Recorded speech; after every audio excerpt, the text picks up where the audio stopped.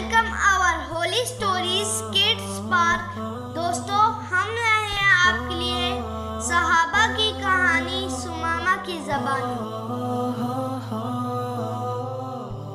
अस्सलाम वालेकुम प्यारे दोस्तों, ज़ूम मीडिया की वसातत से मैं आपका दोस्त समामा रब्बानी।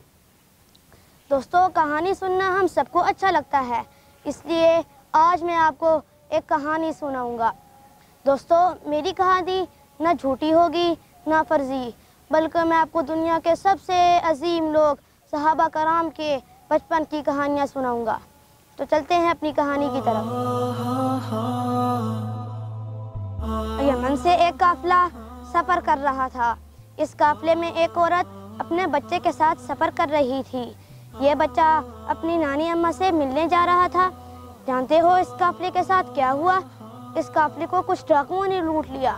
माली इसबाब लूटने के साथ साथ इन्होंने बच्चे को भी अगवा कर लिया। जब इसके वालिद को इत्तला हुई तो उन्हें बहुत दुख हुआ।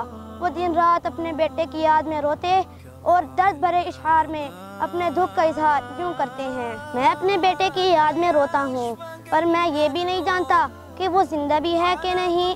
अगर वो जिंदा है तो मैं उससे मिलने की आस रख लूँ, या फिर हकीकत ये तस्लीम कर लूँ कि मौत ने उसे अपने आखिरी दम बंजों में दबोच कर ख़त्म कर दिया है। काश मुझे मालूम होता कि तू सारी ज़िंदगी वापस के आएगा कि नहीं। मेरी ज़िंदगी की सबसे बड़ी ख्वाहिश और आरज़ू ये है कि तू वापस आ जाए। इधर उस बच्चे के वालिद की ये हालत थी, जबकि उधर डाकू उसको मक्का ले आए। मक्का के करीब एक बहुत बड़ा बाजार लगा करता था, जिसको उक्कास का बाजार या उक्कास का मेला कहते थे। जब ये बाजार लगा करता था तो अरब के तमाम इलाकों से सौदागर अपना माल लेकर वहाँ आ जाते थे। इस बाजार में गुलामों की खरीदो फरोख्त भी होती थी, इसलिए डाकुओं ने उसे हकीम बिन हज़्ज़ाम के हाथ फरोख्त कर दिया। अब वो हकीम बिन हज़्ज़ाम के कब्ज़े में था और सरदार को इख्तियार है कि वो अपने ग़ुलाम से जैसा चाहे सलूक करे। लेकिन इस बच्चे की किस्मत अच्छी थी। हकीम बिन हज़्ज़ाम ने उसे अपने पास रखने के बजाय अपनी फूफी हज़रत खतीजा रज़ी अल्लाह अन्हा को गिफ्ट कर दिया। हज़रत खतीजा रज़ी अल्लाह अन्हा नेक और रहमदिल खातून थी। कुछ ही दिन पहले हज़रत खतीजा रज़ी अल्लाह अन्हा की हुज़ूर सल्लल्लाहु अलैहि वसल्लम से शादी हुई। इन्होंने उस बच्चे को हुज़ूर सल्लल्लाहु अलैहि वसल्लम की खिदमत में मुकर्रर कर दिया।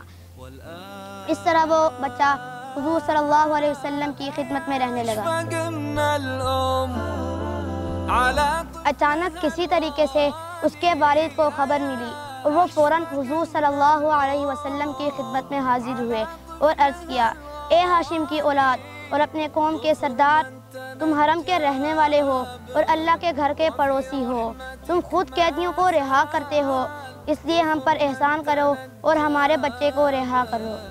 दोस्तों, ये कहानी यहीं पर ख़त्म नहीं होती, बल्कि इस कहानी का बकिया हिस्सा मैं आपको अगले इतवार में सुनाऊंगा। देखते रहिए ज़ूम मीडिया। सहाबा की कहानी सुमामा की ज़बान में।